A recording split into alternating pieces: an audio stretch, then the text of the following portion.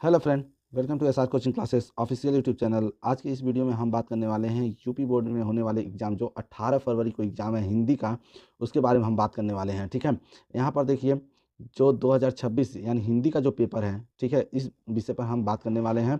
ठीक है, यहाँ पर सबसे ज़्यादा वायरल पेपर है ये जो मॉडल पेपर है 2026 का। ठीक है, यहाँ पर देखिए ये हमारा जो ऑप्शन है, यहाँ पर अगर हम देखते हैं पूरा, तो ये 15 मिनट पहले आपको दिए जाते हैं पढ़ने के लिए। ठीक है, उसके बाद कह रहा है प्रत्येक प्रश्न के प्रारंभ में स्पष्ट उल्लेख किया गया है कि उसके कितने खंड हल करने हैं। ठीक, इस तरह से आप इसको पढ़ लीजिएगा जो ये निर्देश दिए हैं। उसके बाद अगर हम सॉल्व करते हैं तो पहला यहाँ पर देखिए दिया है हिंदी गद्य साहित्य में 1918 से 1938 ईस्वी तक के काल को किस नाम से अभिहित किया गया है।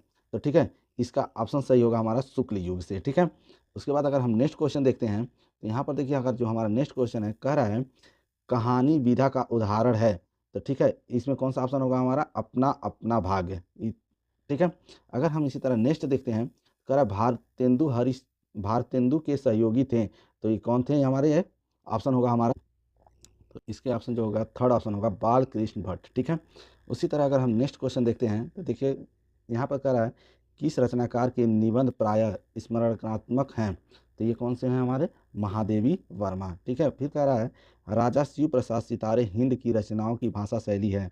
तो कैसी शैली थी हमारी, उर्दू प्रधान। ठीक है, ठीक है, अब इसके बाद हम नेक्स्ट क्वेश्चन अगर हम देखते हैं तो यहाँ पर देखिए कह रहा है प्रश्न संख्या 2 का क स्थूल के प्रति सूक्ष्म का विद्रोह किस काव्य आंदोलन के लिए कहा गया जाता है। ठीक है, तो यहाँ पर अगर हम देखते हैं तो यहाँ पर तो इसका हमारा क्या देखिए यहाँ पर दिया है प्रगतिवाद, छायावाद, प्रयोगवाद और भक्ति आंदोलन। तो ये हमारा ऑप्शन सही होगा छायावाद। ठीक है, उसके बाद ख अगर हम देखते हैं तो कह रहा है नई कविता की आधारभूत विशेषता है। तो इसका ऑप्शन कौन सा हो जाएगा हमारा, वह किसी भी दर्शन के साथ बधी हुई नहीं है। ठीक है, उसके बाद अगर हम देखते हैं यहाँ पर देखिए ग प्रकृति के सुकुमार कवि कहलाते हैं। तो प्रकृति के सुकुमार कवि कौन कहलाते हैं, तो ये हो जाएगा हमारा ऑप्शन कौन बी यानी पंत कहलाते हैं। ठीक है, इसी तरह अगर हम देखते हैं कह रहा है कि एक भारतीय आत्मा किसे कहा जाता है। तो किसको कहा जाता है यहाँ पर अगर हम देखें तो माखनलाल चतुर्वेदी को। ठीक है, उसके बाद अगर हम अगला नंबर देखते हैं कह रहा है प्रयोगवादी कवियों को राहों के अन्वेषी किसे किसने कहा है। तो यहाँ पर किसने कहा है, अज्ञेय ने कहा है। ठीक है, अगर इसी क्रम में हम देखते हैं थर्ड नंबर क्वेश्चन अगर हम देखें तो यहाँ पर देखिए लिखा हुआ है निम्नलिखित गद्यांश का संदर्भ देते हुए किसी एक किसी एक के नीचे दिए गए प्रश्नों का उत्तर दीजिए। ठीक है, इसमें देखिए दो क्वेश्चन होंगे। ठीक है, एक हमारा ये हो जाता है। ठीक है, यहाँ पर देखिए और इसका उत्तर यहाँ पर है। ठीक, और एक अथवा करके दिया है, ये हमारा दिया है और यहाँ पर इसका उत्तर है, मतलब यहाँ पर क्वेश्चन दिया है इसका उत्तर देना है। ठीक है, तो हम क्या कर लेते हैं, इसको पहला वाला ही कर लेते हैं।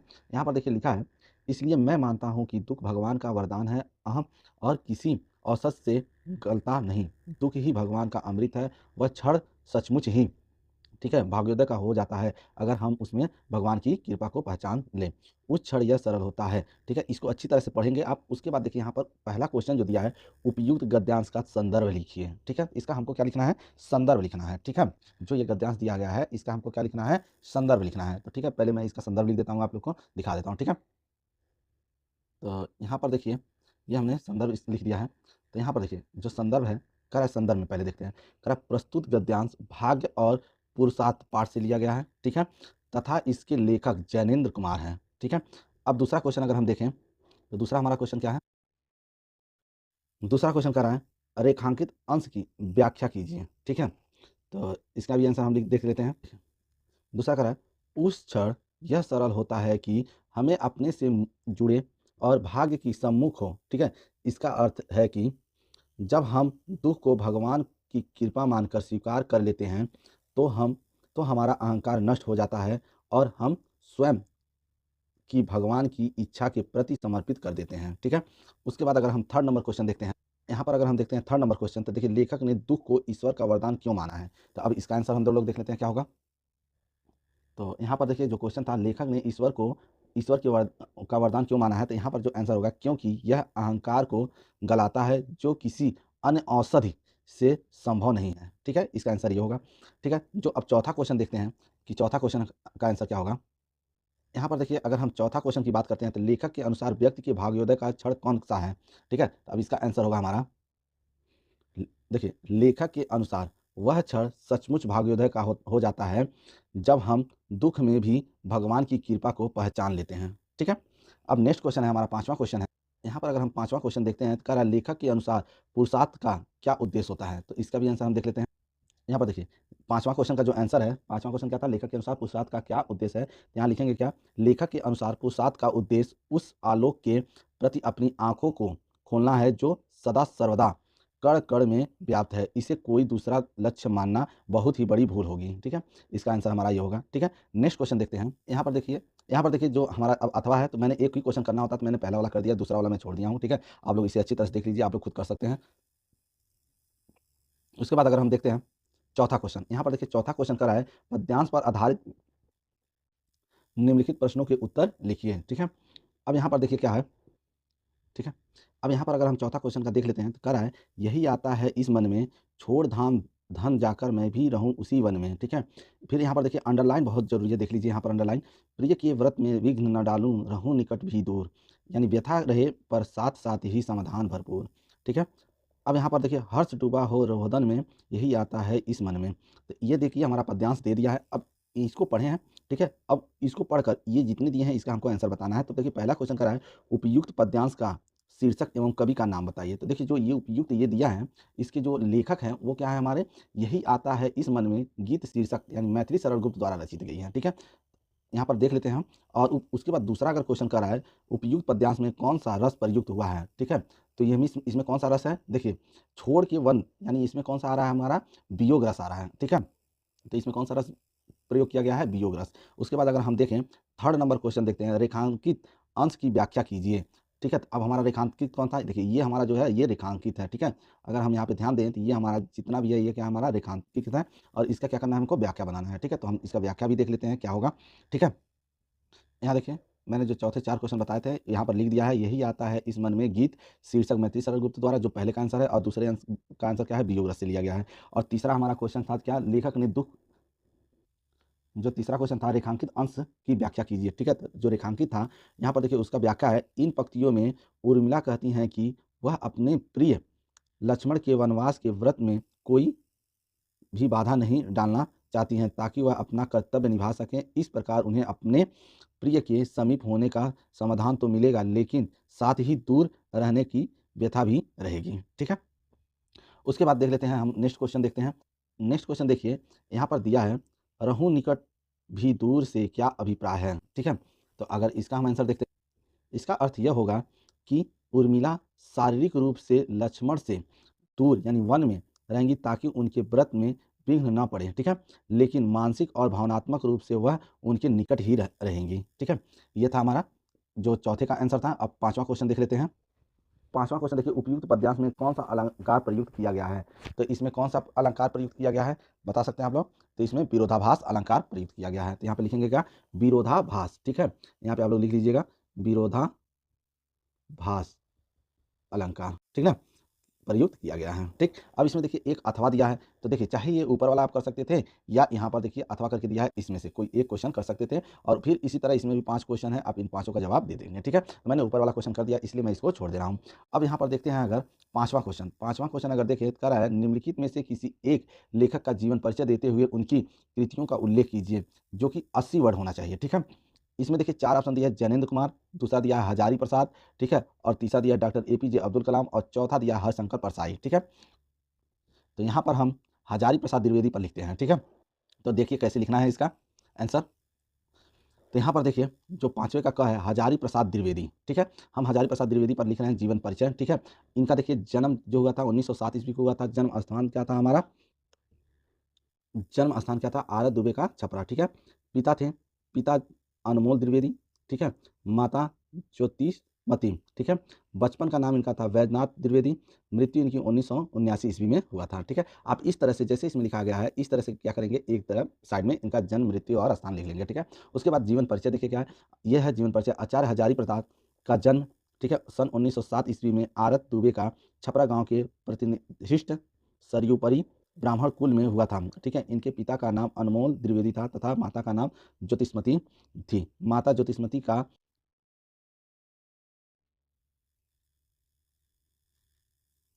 माता ज्योतिषमती भी प्रसिद्ध पंडित कुल की कन्या थी। ठीक है, उसके बाद अगर हम देखते हैं तो यहाँ पर देखिए 1930 ईस्वी में इन्होंने काशी हिंदू विश्वविद्यालय से ज्योतिषाचार्य की उपाधि प्राप्त की तथा सन 1989 ईस्वी में दिल्ली में इनका निधन हो गया था। ठीक है, अगर हम इनका साहित्यिक परिचय अगर देखते हैं तो देखिए 1949 ईस्वी में लखनऊ विश्वविद्यालय में इन्हें DLED की उपाधि से सम्मानित किया गया और 1950 ईस्वी में शिलान्यास हुआ। ये काशी हिंदी विश्वविद्यालय के हिंदी विभाग के प्रोफेसर और अध्यक्ष नियुक्त हुए। 1957 ईस्वी में इन्होंने पद्म भूषण की उपाधि से विभूषित किया गया। उसके बाद देखिए यहाँ पर कह रहा है कि उपाधि से क्या विभूषित किया गया। 1958 ईस्वी में राष्ट्रीय ग्रंथ न्याय के सदस्य बने। ये कई वर्षों तक काशी नगरी प्रचारिका सभा के उपसभापति, खोज विभाग के निर्देशक तथा नागरिक प्रचारणी पत्रिका के संपादक रहे। ठीक है, अगर साहित्य में स्थान अगर हम देखते हैं तो डॉक्टर हजारी प्रसाद द्विवेदी जी का साहित्य में सबसे सर्वोपरि रहे हैं। ठीक है, ये हिंदी संस्थान और उत्तर प्रदेश लखनऊ के उपाध्यक्ष भी रहे हैं। सेवानिवृत्ति होने के बाद भी ये निरंतर साहित्यिक सेवा में लगे रहे तथा कविता और नाटक के क्षेत्र में इन्होंने प्रवेश नहीं किया। ठीक है,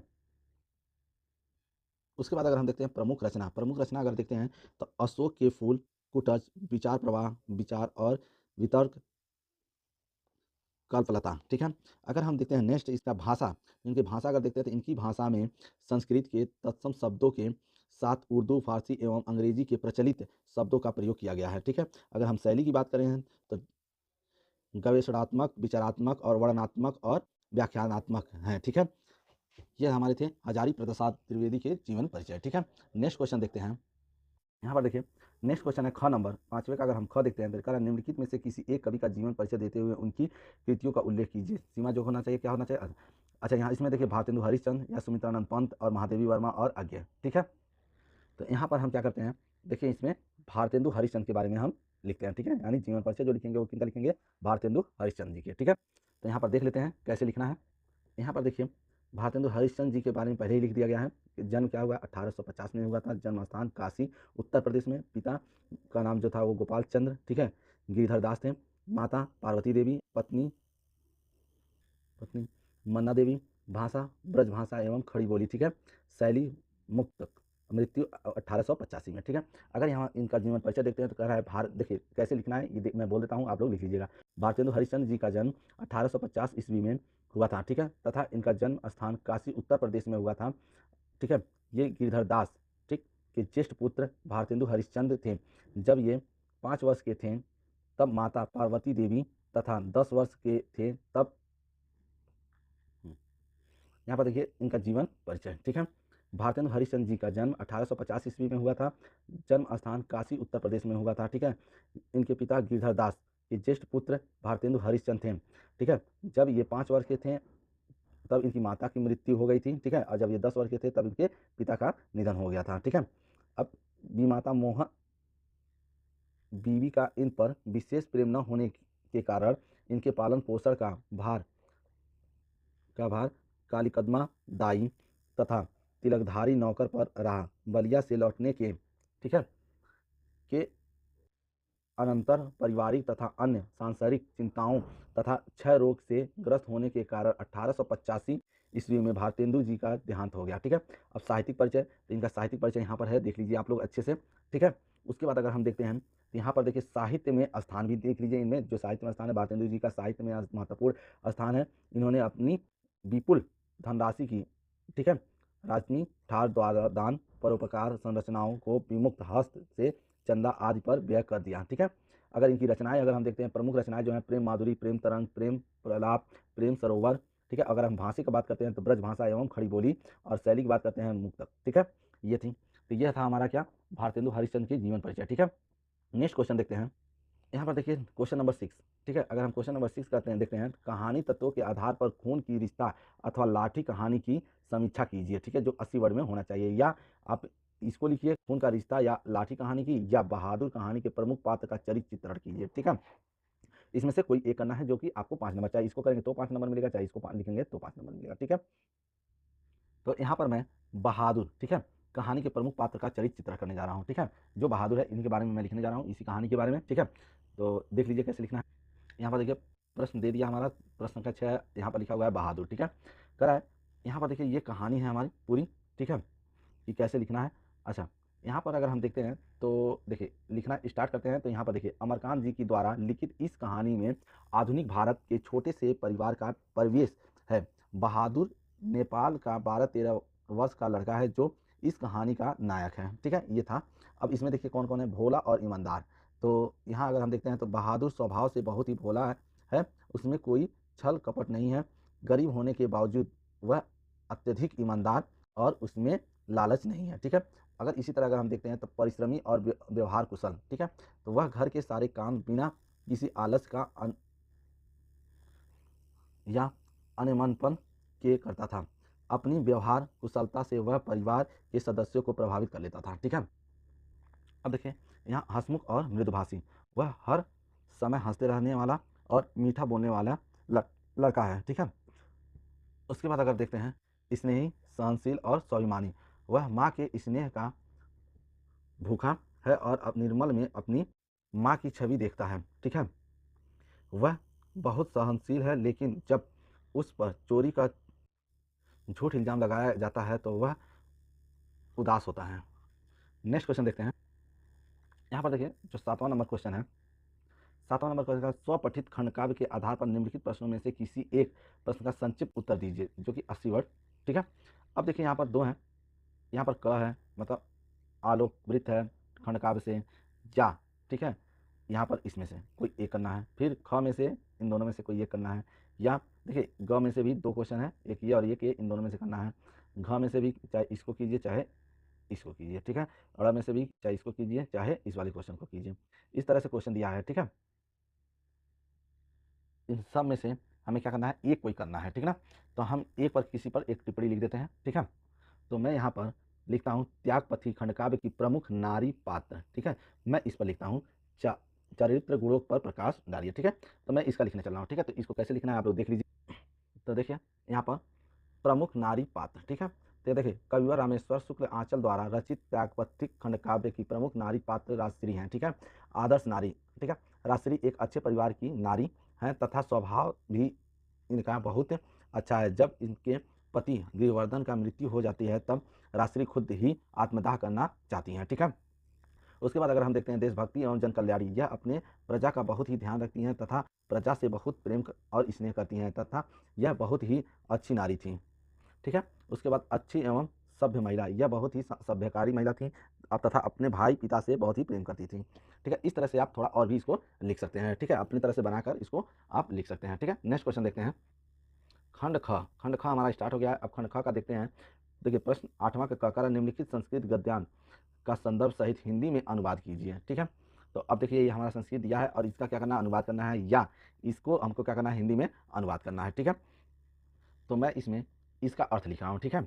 मैं इस नीचे वाले के यानी दूसरा जो अथवा दिया है इस वाले का नहीं लिख रहा हूँ, मैं इस वाले को सॉल्व कर रहा हूँ, ठीक है।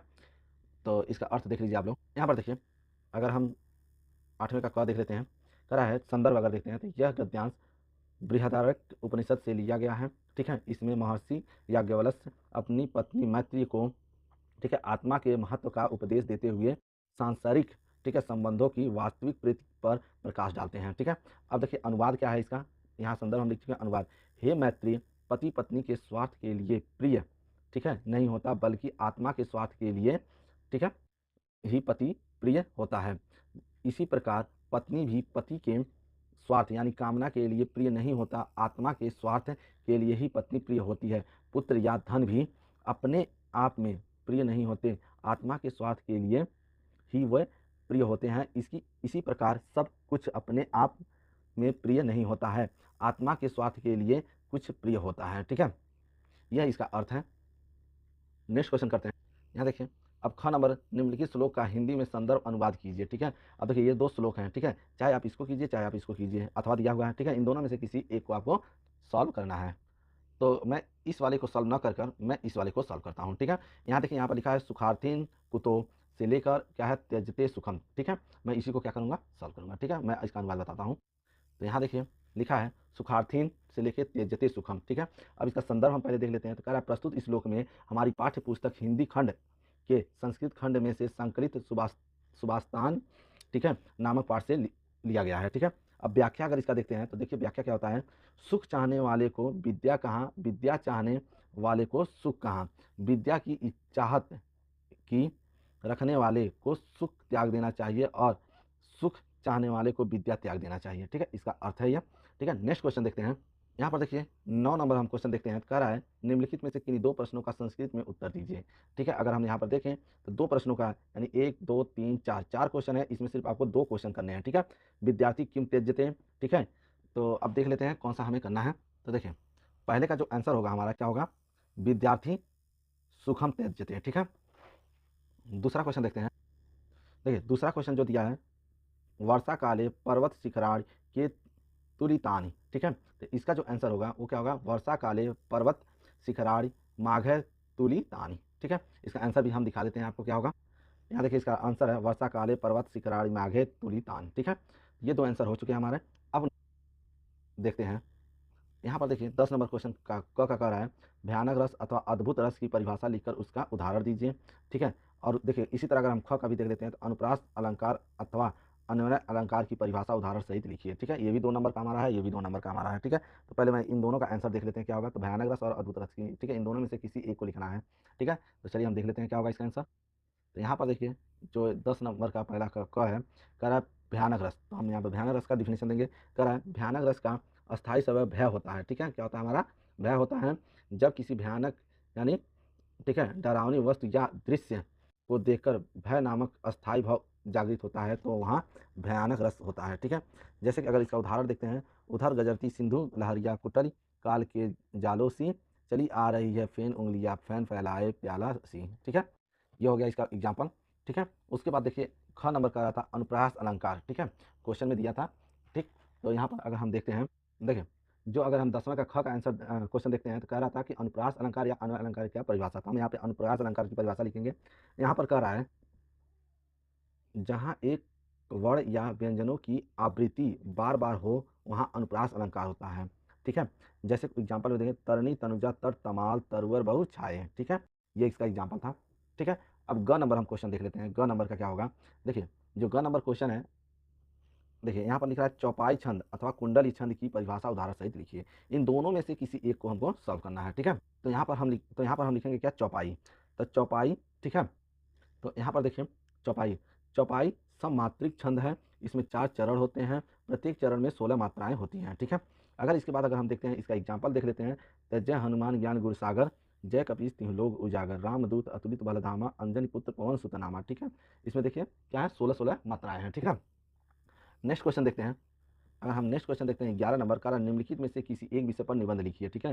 चाहे आतंकवाद पे लिखिए, समस्या और समाधान हो जाएगा, एक रोमांचक बस यात्रा पर, या मेरा प्रिय उपन्यासकार प्रेमचंद्र, ठीक है, या शिक्षा में खेल कूद का स्थान, ठीक है। इस चारों में से किसी एक पर क्या लिखना है, हमें निबंध लिखना है, ठीक है। तो यहाँ पर मैं आतंकवाद पर ही लिख रहा हूँ, ठीक है। याद रखिएगा मैं थोड़ा बस इसमें हिंट दे रहा हूँ कैसे लिखना है आपको। इसको कम से कम 2 या 3 पेज में लिखिएगा आप लोग, ठीक है। मैं थोड़ा लिख देता हूँ, ठीक। तो यहाँ पर देखिए जो हमारा 11 नंबर का पहला क्वेश्चन था आतंकवाद समस्या और समाधान, ठीक है। तो यहाँ पर अगर आप देखें तो देखिए आतंकवाद का अर्थ है कि किसी समूह या व्यक्ति द्वारा हिंसा धमकी या भय फैलाकर अपने राजनीतिक धार्मिक या सामाजिक उद्देश्य को प्राप्त करने के प्रयास करता है, ठीक है। यह आज एक वैश्विक समस्या है जो निर्दोषों को जान लेनी है, भय फैलानी है और समाज में एकता को तोड़ती है, ठीक है। रूपरेखा अगर इसका हम देखते हैं तो इसमें क्या लिखेंगे हम, प्रस्तावना, आतंकवाद के कारण, भारत में आतंकवाद, आतंकवाद का अंत का उपाय, उपसंहार, ठीक है। तो यहाँ पर देखिए प्रस्तावना दे दिया हमारा, ठीक है। ये सारी चीज़ें दे दिया। यहाँ पर देखिए मैं यहाँ पर आप लोग को दिखा देता हूँ, इसको क्या कीजिएगा आप लोग स्क्रीनशॉट ले लीजिएगा, ठीक है। यहाँ पर शायद दे दिया प्रस्तावना क्या होता है, मैंने यहाँ पर लिख दिया है। फिर उसके बाद आतंकवाद के कारण क्या होते हैं, अंतर्राष्ट्रीय प्रगति को दौड़ में प्रत्येक राष्ट्र एक दूसरे की प्रगति पर, ठीक है। इस तरह से इसको आप लोग लिख लीजिएगा, ठीक है। अब देखिए यहाँ पर कह रहा है भारत में आतंकवाद, ठीक है। उसके बाद क्या है, यहाँ पर आपको फिर देखना है क्या, आतंकवाद के अंत के उपाय, क्या उपाय हो सकते हैं, ये है, ठीक है। उसके बाद हम क्या लिखते हैं, उपसंहार, ठीक है। जैसे यहाँ पर देखिए एक वर्ड लिखा गया है, हर घर में दीप जलाना होगा, आतंकवाद के अंधेरे को मिटाना होगा, ठीक है। ये अच्छी एक लाइन लिख दी गई है, ठीक है। उसके बाद अगर देखिए नेक्स्ट क्वेश्चन हम देखते हैं। आप लोग क्या कीजिएगा, पहले इसका स्क्रीनशॉट ले लीजिएगा, ठीक है। तो मैं यहाँ पर कुछ देर के लिए रोक देता हूँ, आप लोग इसका स्क्रीनशॉट ले लीजिएगा।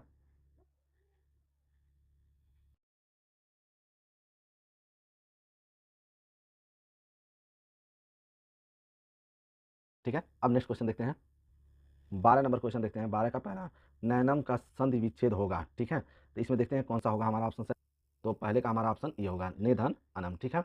अगर दूसरा अगर हम देखते हैं तो कह रहा है यहाँ पर, देखिए दूसरा, उल्लेख का संधि विच्छेद होगा, ठीक है। तो उल्लेख का संधि विच्छेद क्या होता है, उद्धन लेख, ठीक है। अगर हम देखें तो कौन सा होगा हमारा, ब ऑप्शन इसका क्या होगा, सही होगा, ठीक है। सेते का संधि विच्छेद होगा, ठीक है। तो इसका अगर हम संधि विच्छेद देखते हैं तो क्या होगा हमारा, यहाँ पर इसका हो जाएगा विसर्ग संधि, ठीक है। यहाँ पर होगा हमारा विसर्ग संधि, ठीक है। उसके बाद अगर हम देखें ख, यहाँ पर देखिए ख है, नेक्स्ट क्वेश्चन है, करा निम्नलिखित में से किसी एक विग्रह करके समास का नाम लिखिए, ठीक है। तो इसका जो जो इसका ऑप्शन होगा वो क्या होगा, चंद्रशेखर, ठीक है। यह इसका आंसर होगा। नेक्स्ट क्वेश्चन देखते हैं। यहाँ देखिए जो 13 नंबर का है, करा आपके विद्यालय के पुस्तकालय में किन्हीं हिंदी की पत्र पत्रिकाएं नहीं मंगाई जाती हैं, इसकी शिकायत करते हुए प्रधानाचार्य को एक पत्र लिखिए, ठीक है। या अपने जन्मदिन पर मित्र द्वारा भेजे गए उपहार के लिए धन्यवाद पत्र लिखिए, ठीक है। इन दोनों में से किसी एक को हमें क्या करना है, पत्र लिखना है, या ठीक है, चाहे ये पहला वाला कीजिए चाहे ये दूसरा कीजिए, ठीक है। तो यहाँ पर देख लीजिए, हम 13 वाला, ये आपके विद्यालय के पुस्तकालय में हिंदी पत्र पत्रिकाएं नहीं मंगाई गई जाती हैं, ठीक है, इस पर हम क्या करना है, लिख रहे हैं, ठीक है। तो सबसे पहले क्या लिखेंगे, सेवा में, ठीक है, सेवा में। फिर उसी के जस्ट लिखते हैं श्रीमान प्रधानाचार्य महोदय, ठीक है। उसके बाद अपने स्कूल का नाम लिखेंगे, ठीक है। उसके बाद हम लिखते हैं विषय, ठीक है, क्या विषय है, मतलब किस बारे में। तो यहाँ पर हम क्या लिखेंगे, पुस्तक में हिंदी की पत्र पत्रिकाएं न मंगवाने हेतु शिकायत पत्र, ठीक है, यहाँ इतना लिख देंगे, ठीक है। आप लोग अगर लिखना चाहते हैं तो लिख सकते हैं। उसके बाद देखिए जस्ट इसी के नीचे हम लिखेंगे क्या, महोदय, यहाँ पर लिखेंगे क्या, महोदय, ठीक है। और उसके बाद उसी के जस्ट नीचे लिखेंगे, सविनय निवेदन है कि मैं आपके विद्यालय की छात्र हूँ, मैं आपका ध्यान विद्यालय के पुस्तकालय में हिंदी की पत्र पत्रिकाओं की कमी की ओर आकर्षित करना चाहता हूँ। हमारे पुस्तकालय में हिंदी की पत्र पत्रिकाएं बहुत कम संख्या में उपलब्ध है, जिससे हमें हिंदी भाषा और साहित्य के संबंध नवीनतम जानकारी प्राप्त करने में कठिनाई हो रही है, ठीक है। अतः आपसे निवेदन है कि कृपया पुस्तकालय में हिंदी की पत्र पत्रिकाओं की संख्या बढ़ाने की कृपा करें, जिससे हम सभी छात्र लाभान्वित हो सकें, ठीक है। उसके बाद जस्ट नीचे इसी के नीचे लिखा जाता है, इसी के नीचे लिखा जाता है, धन्यवाद आपका आज्ञाकारी शिष्य, नाम XYZ लिख दीजिएगा, ठीक है। कक्षा 12, दिनांक जो आज का होगा वो आप दिनांक डाल दीजिएगा, ठीक है। नेक्स्ट क्वेश्चन देखते हैं। तो यहाँ पर अगर हम देखें 14 नंबर क्वेश्चन हमारा, निम्नलिखित में से किसी एक शब्द का प्रत्यय लिखिए, ठीक है। जैसे कि दो है, अब इसमें से किसी एक का प्रत्यय लिखना है और 1 नंबर आपको मिल जाएगा, जैसे गुणवान का या प्रभुता का, ठीक है। किसी एक का हमको क्या लिखना है, प्रत्यय लिखना है, ठीक है। तो जैसे गुणवान का क्या हो जाएगा, गुण धन वान, ठीक है। तो देखिए मैं इसका लिख रहा हूँ गुणवान का, तो इसको हम क्या लिख सकते हैं, गुण धन मान, ठीक है। तो इसमें प्रत्यय क्या है हमारा, अगर हम प्रत्यय की बात करें तो प्रत्यय हमारा क्या हो जाएगा, इसमें हमारा गुण जो होगा वो क्या होगा, हमारा प्रत्यय होगा, ठीक है। किसी एक का लिखना था तो हो गया हमारा, ठीक है। उसके बाद नेक्स्ट क्वेश्चन अगर हम देखें तो यहाँ पर देखिए दूसरा नंबर क्वेश्चन का, निम्नलिखित में से किसी एक शब्द के धातु प्रत्यय का योग स्पष्ट कीजिए, ठीक है। जैसे दत्वा, गता, कृता, ठीक है, इन तीनों में से किसी एक का करना है। तो कृता, जैसे मान लो यहाँ पर कृता दिया है तो हम इसको क्या लिख सकते हैं, कृता का, तो हम इसको लिख सकते हैं, क्या लिख सकते हैं, क्री, ठीक है, धन ता, ठीक। अच्छा इसमें अगर हम देखें, इसमें अगर हम देखते हैं तो क्री का मतलब, जो क्री है उसे को क्या बोलेंगे, इसको हम बोलेंगे धातु, ठीक है। और जो हमारा त है वो हमारा क्या है, प्रत्यय है, ठीक है, प्रत्यय हो गया, ठीक है। नेक्स्ट क्वेश्चन अगर हम देखें, रेखांकित पदों में से किसी एक पद में प्रयुक्त विभक्ति तथा संबंधित नियम का उल्लेख कीजिए, ठीक है। में से किसी एक पद, इसमें से किसी एक का, ठीक है। तो इसको अगर हम देखते हैं तो इसमें अगर हम इसको देखते हैं तो ये हमारा कौन सा है, ये हमारा द्वितीय, इसमें देखिए विभक्ति लिखना है हमको, तो ये हो जाएगा हमारा क्या, द्वितीय विभक्ति हो जाएगा, ठीक है। क्या हो जाएगा, द्वितीय विभक्ति, ठीक है। और अगर इसी तरह इसका अगर हम देखते हैं तो ये कौन सा हो जाएगा, षष्ठी विभक्ति हो जाएगा, षष्ठी विभक्ति, ठीक है। ये हो जाएगा हमारा षष्ठी विभक्ति, ठीक है। तो यहाँ हमारा सारा क्वेश्चन क्या हो गया, समाप्त हो गया है, ठीक है। अगर आप ये जो जो पीडीएफ है, अगर ये पीडीएफ आपको चाहिए तो आप हमारे टेलीग्राम चैनल से जुड़ सकते हैं, वहाँ से इसको डाउनलोड कर लीजिएगा, मैं वहाँ पर इसको अपलोड कर दूंगा, ठीक है। यदि यह वीडियो पसंद आई हो तो वीडियो को लाइक कीजिए, चैनल को सब्सक्राइब कीजिए, धन्यवाद।